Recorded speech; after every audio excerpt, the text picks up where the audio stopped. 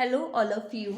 Okay, and last lecture में हमने oxidation तक फिनिश किया था। It means exothermic, endothermic and oxidation. तो ऑक्सीडेशन पे आपको मैंने कहा था कि आपका सेकंड पार्ट भी इस पे रहेगा। एक होता है आपका ऑक्सीडेशन, एक होता है आपका रिडक्शन। ओके, तो ऑक्सीडेशन पे हमने ये पढ़ा कि ऑक्सीजन तो क्या होगी, ऐड होगी। ओके, ऑक्सीजन क्या होगी आपकी, ऐड होगी, और हाइड्रोजन क्या होगी, रिमूव होगी। ठीक हो गया। तो ऑक्सीडेशन रिएक्शन में ऑक्सीजन जो होती है वो ऐड होती है, यानी कि ऑक्सीजन का संयोजन होता है, और हाइड्रोजन जो होती है वो क्या होती है आपकी, रिमूव होती है। इट मीन्स वियोजित होती है। ओके, तो सेम इसकी अपोजिट है आज की फर्स्ट रिएक्शन, जो कि है आपकी रिडक्शन। तो रिडक्शन में क्या होगा, वहां ऑक्सीजन ऐड हो रही थी, तो इस मीन्स यहां ऑक्सीजन क्या होगी, रिमूव होगी, और हाइड्रोजन क्या होगी, ऐड होगी। तो इस अभिक्रिया में ऑक्सीजन लुप्त होती है। लुप्त मतलब रिमूव होती है आपकी। ठीक है, it means reduction is a process which involves the addition of hydrogen or any electropositive element, or the removal of oxygen or any electronegative element. Okay, it means कि आपका हाइड्रोजन ऐड होगी and oxygen remove होगी, in short. Okay, तो इसमें हम देख पा रहे हैं, एग्जाम्पल दिया है आपको, copper oxide react with hydrogen. ठीक है, तो जब हमने कॉपर ऑक्साइड की रिएक्शन हाइड्रोजन से कराई तो कौन रिमूव होगी, ऑक्सीजन, अकॉर्डिंग टू डेफिनेशन। तो इट मीन्स क्या होगा, आपका कॉपर सिंगल फॉर्म में आ जाएगा, और जो आपकी रिमूव हुई है ऑक्सीजन वो किसके साथ ऐड हो जाएगी, हाइड्रोजन के साथ ऐड होके क्या बना देगी, वाटर। क्लियर है। ओके, नेक्स्ट हमारी आती है डेफिनेशन, नेक्स्ट पॉइंट। ठीक, यहां पर हमारे type of chemical equation finish होते हैं। ठीक है, ये आपका नेक्स्ट टॉपिक है जो कि आपकी 2 मार्क्स में आता है, संचारण, कोरिजन किसे बोलते हैं। ओके, तो सिंपल अगर हम कोरिजन को देखें, आपने देखा होगा जितने भी हमारे क्या होते हैं, मेटल होते हैं। ओके, मेटल होते हैं, तो इस गोल्ड सिल्वर इनको छोड़कर, ठीक है ना, एक्सेप्ट टू गोल्ड सिल्वर, तो जितने भी मेटल होते हैं अगर हम इसे अपने एटमॉस्फेयर पे बहुत टाइम तक खुला छोड़ दें तो इस पे आपने देखा होगा, इस पे एक लेयर आ जाती है। जैसे बेस्ट एग्जांपल आपको देंगे हम आयरन का, लोहा।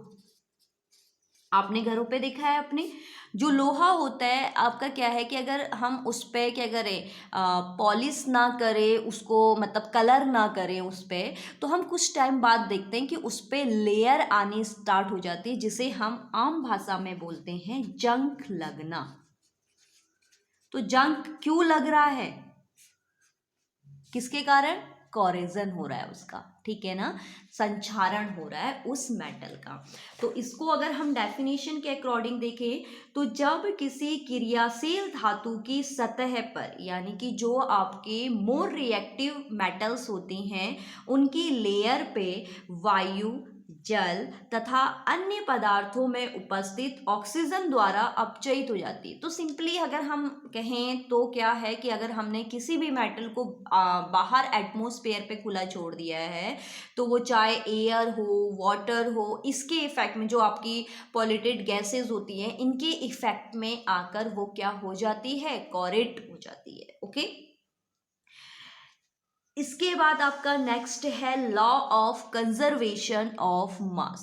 Law of conservation of mass क्या होता है, द्रव्यमान संरक्षण का नियम। देखो नाम से ही पता चल रहा है संरक्षण, संरक्षण का मतलब क्या होता है, सुरक्षित रखना, यानी कि बचाव करना, कुछ भी लॉस नहीं होगा। ठीक है ना, तो इसमें अगर हम देखें डेफिनेशन को समझने से पहले देखें,